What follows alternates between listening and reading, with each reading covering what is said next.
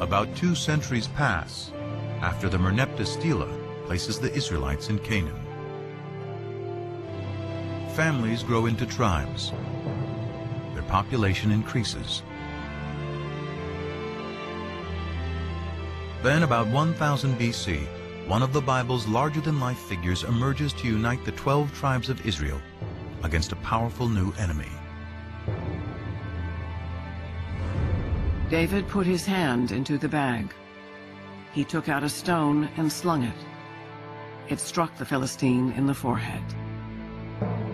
The stone sank into his forehead, and he fell down on the ground.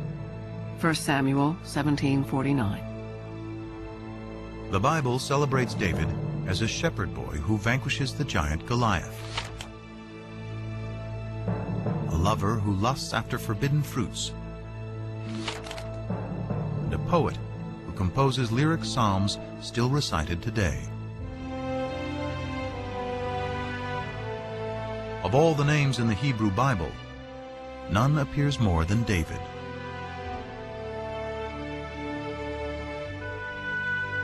Scriptures say David creates a kingdom that stretches from Egypt to Mesopotamia. He makes Jerusalem his royal capital, and in a new covenant, Yahweh promises that he and his descendants will rule forever. David's son Solomon builds the temple where Yahweh, now the national God of Israel, will dwell for eternity.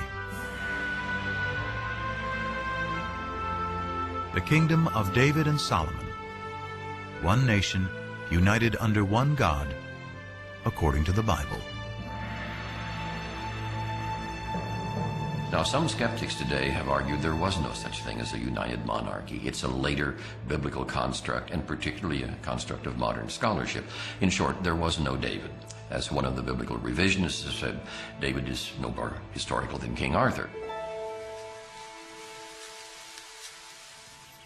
But then, in 1993, an amazing discovery literally shed new light on what the Bible calls ancient Israel's greatest king.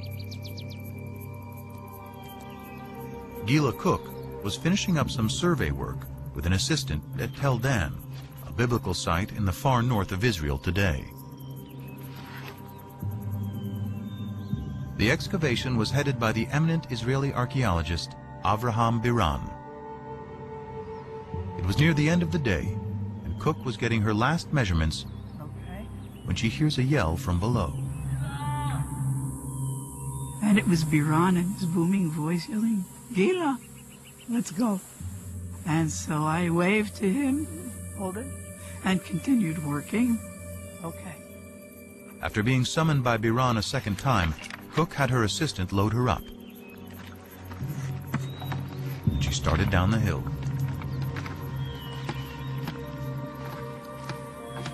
So I get there and I just dropped my bag and dropped the board and I set my stuff down. But something catches her eye. A stone with what appeared to be random scratches, but was actually an ancient inscription. This time, she yelled for Biran. And he looks at it and he looks at me and he says, "Oh my God." Cook had found a fragment of a victory stela, written in Aramaic, an ancient language very similar to Hebrew.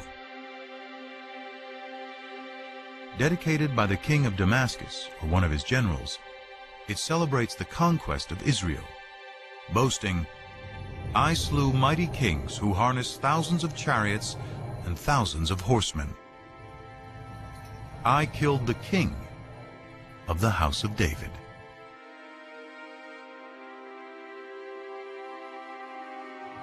Those words, "the house of David," make this a critical discovery.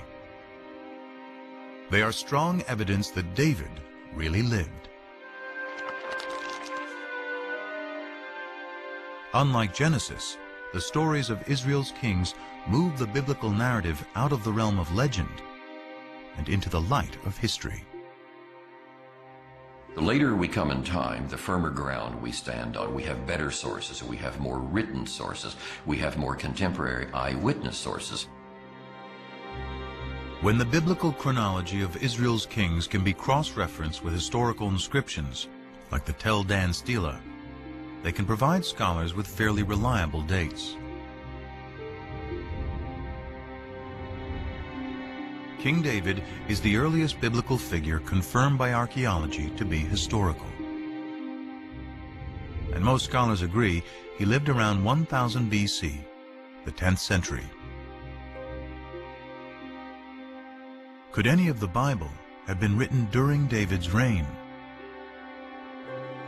The earliest Hebrew alphabet, discovered by Ron Tappy, carved on a stone at Tel Zait, provides an enticing clue. Off this wall here. The stone was incised with this alphabet. The stone was then used to build the wall, and the structure itself suffered massive destruction by fire sometime near the end of the 10th century BCE. The find is even more significant because Tel Zait was a biblical backwater on the fringes of David's kingdom.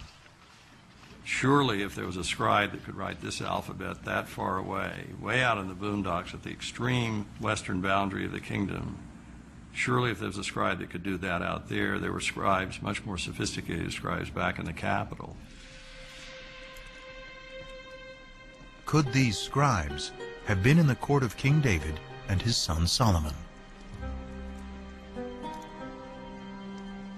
Could they have been the earliest biblical writers?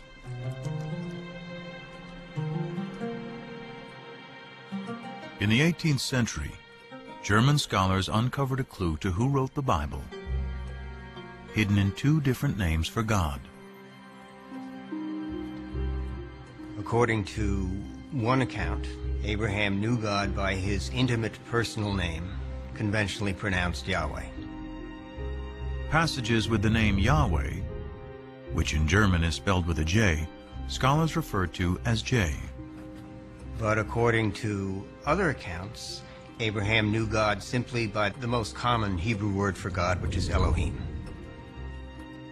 So the two different writers became known as E for Elohim and J for Yahweh.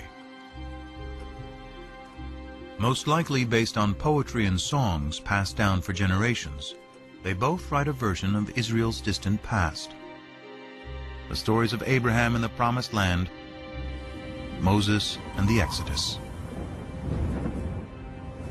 The earliest of these sources is the one that is known as J, which many scholars dated to the 10th century BC, the time of David and Solomon. And because the backdrop for J's version of events is the area around Jerusalem, it's likely he lived there, perhaps in the royal courts of David and Solomon.